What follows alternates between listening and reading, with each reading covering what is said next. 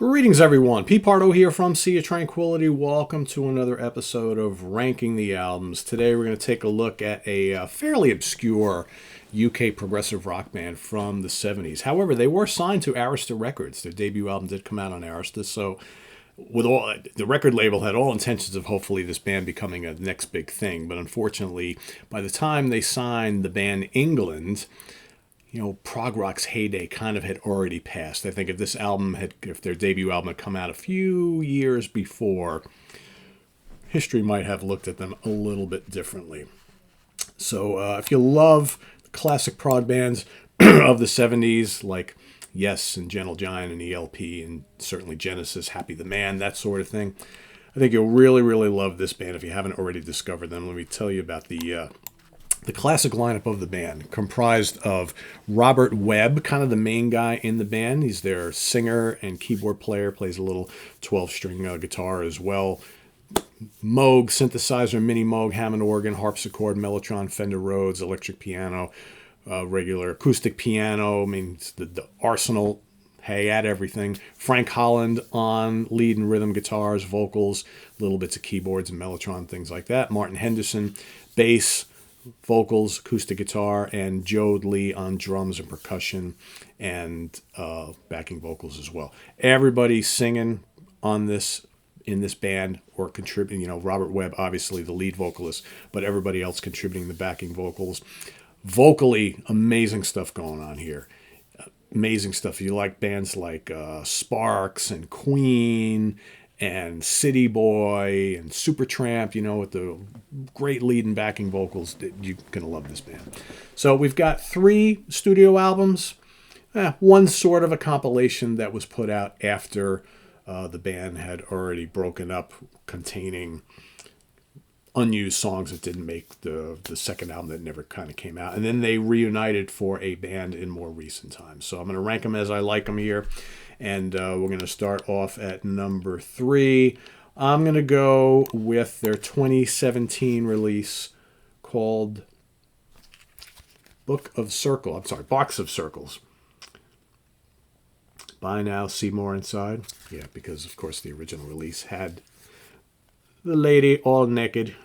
Here she is kind of covered up. So all of the CDs I'm going to show today are from the very cool label New Music Green Tree, who has reissued all of the England discography and done a fantastic job on them. Bonus tracks, great booklets. I'll kind of show you these as we go through. So this is Box of Circles. Like I said, this is the band reunited, and very cool stuff. Great big thick booklet in here as well. This is basically the original band. All 4 original members returned for this album, but with a large host of additional musicians and vocalists helping out on, like I said, various instruments and lots of backing vocals, a lot of female backing vocals on here. So honestly, I don't really know who exactly appears on what during this album. I'm trying to think if they tell you that in the booklet, like who appears on each song. Don't quite remember if they do that. No, it does not look like it. But basically, you've got, like I said, you got Robert Webb on keyboards, guitars and vocals, Martin Henderson, bass guitar vocals, Joe Lee drums and vocals, Frank Holland vocals, so no guitar on here, and then like I said, a whole bunch of other people. Al Johnson on guitars, so he basically becomes the guitar player in the band. He's also on the live album, which we'll talk about. Steve Laffey playing drums, Maggie Alexander on soprano vocals, and then Jenny Darren also on vocals. So the female singing becomes much, much more prominent on this album here. So what do we have on this album? So there's a whole bunch of songs. It's a fairly longish album, not overly long, but it starts off with Carmina Burana, which to me sounds very much like classic England. It's quirky, it's witty. There's a little slight jazzy flair going on this particular track, which you get on a few songs on this album. To me, I get a bit of an Alan Parsons Project and Supertramp type of thing going on. Pretty cool. We got Destiny, which is like this dreamy, poppy prog song. I like it. I think it's really good. Hymn is kind of like Gentle Giant meets Sparks, right? It's very quirky, very complex from the arrangement standpoint. Really cool song. Then you got Masters of War, right? Another pretty decent track. Nothing spectacular, pretty decent. God Must Be a Boogeyman. Has some nice Yes-style vocal harmonies. I think people will dig that. You got Timelessness, which is, again, another kind of like dreamy, atmospheric pop song. Female lead vocals, piano and synths, not much else. I'm not kind of sure what this song is all about. It doesn't sound like anything else on here, but, it's okay for what it is. It Couldn't Be You. It's got acoustic guitars, piano, mellotron. Kind of has a Barclay James Harvest feel to it. Wheel of Fortune. That's kind of pretty good, kind of pop song with some prog embellishments. Definitely hits on some of the early English sounds. Then you got Fine Alley, which is kind of a weird, kind of bluesy track to start off, but then get some really tasty keyboards and some really nice lead bass lines, which is really cool. I think overall, part of it works for me, part of it doesn't. There's a few really good tracks on here. Not all of it sounds like the England we know and love, but the stuff that does really work well brings back really good memories. And you have to wonder now, it took a long time for this album to come out. I mean, they worked on this, I believe the recording started in like 1997. So, really this album is being worked on for, well over a decade before it finally came to fruition. So, it'll be interesting to see, based on the reissue campaign that they've had with New Music Green Tree, if there might be another album in the works at some point in time. It's now been going on 8 years, right, since they released this. So who knows? But definitely very, very cool stuff. It's easily the number 3, though, right? Because it sounds the least like classic England. But I think a lot of people would probably dig what's going on here. So pretty cool. All right, so number 2, I'm going to go with the 1997 release called Last of the Jubilees, or Jubilees. All right, so this contains tracks recorded in 1976 and 1977, okay, but not released as in one compilation till 1997, like I said. So there's songs on here, many of which are kind of demo-ish quality, that probably would have made the second album that never happened. All right, basically the same lineup, classic lineup that I mentioned at the top of the show. Creepin' instrumental is a instrumental to start off the album. Again, it's kind of got a demo-ish quality, but man, it's fun. It's this complex, I think it's like 6.5 minutes long, instrumental track with lots of Yes and Genesis flavors. The guitars are all over the place, but in a really nice way. A lot of really cool stuff going on here. And the keyboards are just kind of following every step of the way. Mr. Webb is a really good keyboard player. Really, if you love vintage, like 70s keyboard sounds, like I said, Moog, Mellotron, electric piano, lots of Hammond organ. You're going to love this band. One-Legged Daytale is excellent. Really good guitar riffs, killer grooves, loads of organ and synthesizer. Really, really nice. And I think Frank Holland is doing some really, really cool kind of Steve Howe-ish type of like kind of acrobatic looping lead guitar work on here. Great song. Sausage Pie, another really cool one. It's got some big bass grooves from Martin Henderson, I would assume. Sounds like he's using a Rickenbacker, not 100%. Really catchy chorus, good rockin' song. You got Tootin' Beck Rope Case, another near 9-minute track. There's a lot of longer tracks on the debut album, which we'll talk about in a minute. Pretty dramatic, Tootin' Beck Rope Case, atmospheric, but it has this really cool kind of quirky and complex middle section that's part Yes, part Gentle Giant. Really like it a lot. You got Mr. Meaner, otherwise Misdemeanor, right? Heavy Prog.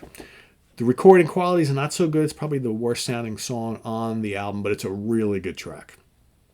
Screaming guitar leads, fuzzy riffs, really, really good track as one of the heavier pieces in this catalog. Really, really good stuff. I would have loved to have heard a really, really nice recording of it. You got Ridge Farm. Kind of sounds really undeveloped. It sounds like kind of like I think it was recorded live. It just sounds like a little jam. It's okay, nothing spectacular. Then you got Flying Saucers, which is really bad quality. And it's kind of like a live jam. Again, there's some cool things going on there, but it's just very, very rough sounding. But then you got Hotel Live, which is a great song. And again, it's called an extract, so apparently they could only salvage part of the recording of the entire song. But what you get is really good. You got swirling Hammond organ, just some nasty, nasty lead guitar licks, big fat bass grooves, strong vocals, really good song. I would have loved to have heard like the full version of it. Really good. Overall, it's kind of a hodgepodge of stuff here, but some of it is just really, really good. Really, really good. It's totally worth your time to go check this out for the really, really good stuff. Speaking of the really, really good stuff, so now, of course, there's the debut album, which is called Garden Shed. Oh, and I did want to show you because I don't want to show off these reissues are just absolutely spectacular. So this is the last of the Jubblies booklet.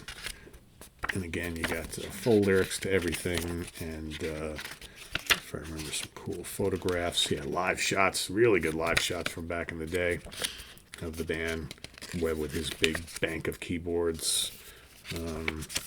Yeah, good stuff, and a lot of information on the band and the album. So if you like reading into all this stuff, there's plenty of factoids and things about the band and the album and stuff like that. So anyway, back to my number one, Garden Shed. Like I said, this is the cool reissue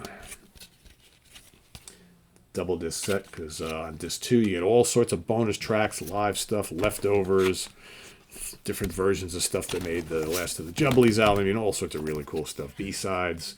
Yeah, this is where it's at, folks. And I will say right now, this is basically a 5 out of 5 star album. And the reissue is glorious. Great stuff in the booklet. Lyrics, all sorts of information. Cool paintings, cool photographs of the band. There's Robert's keyboard set up back in the 76 or 77, whatever it was. Yeah, onto the album. So again, first debut album, Arista Records. Midnight Madness opens it up. What a fun slice of quirky symphonic prog from 1977. Elements of Yes, Happy the Man, Styx, early Styx, Gentle Giant, Kansas, all over the place on this album. As it came out in 77, they were obviously influenced by all this stuff. I tell you, if this album had come out in like 73, maybe even 74, I think this does really good business. It's just it was a little late to the game, and even like Happy the Man is another band that also coming out right around the same time, also on Arista Records, right? A little bit late to the game. Great band, just people were moving on to other things by now, disco and whatnot. But back to Midnight Madness, wealth of keyboards, really nimble guitars, that big muscular lead bass lines. If you love that, Chris Squire, Geddy Lee type thing, you're gonna love this. Nice tricky drum patterns, layers of vocals. Sometimes the vocal interplay has like a Supertramp flair to it. Other times, like I said, it reminds me of Sparks and Yes and Gentle Giant. So good. You got All Alone, short little vocal and piano piece from Robert Webb. Pretty cool. You got 3-piece suite, which is a near 13-minute absolute tour de force. Plenty of Yes and ELP flavors, big and bombastic. That's why I mentioned ELP. Robert Webb doing all sorts of amazing stuff on the keys. The organ is outstanding. The vocals are so well done. Big mellotron, piano, those amazing virtuoso bass lines, tasty lead guitars. Absolutely killer song. Go out and listen to 3-piece suite. Just really good. And again, some of the vocal passages reminds me of that kind of quirky, charming Sparks way they did on their early albums. Really cool. Paraphernalia is upbeat, bright and bouncy like classic Yes. Yellow has more of like a pastoral Genesis feel, like Genesis circa, like kind of Trick of the Tail, right? That sort of thing. 12-string guitars, piano, mellotron. Good song. Poison Youth is the big 16-minute epic that closes the album. Lots of drama, big mellotron sounds. That dark, kind of haunting, foreboding mellotron. The drumming is off the charts on here.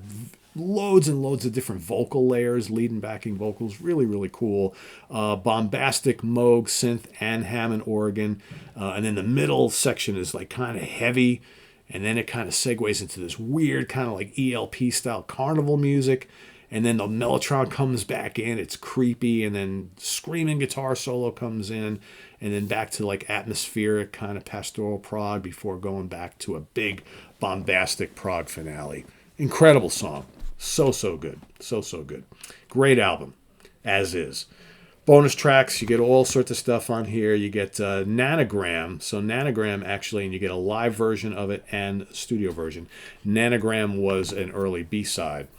And it's a really, really great song. It's pretty hard rocking in spots. Got really heavy Hammond, majestic piano, great lead bass lines. So good.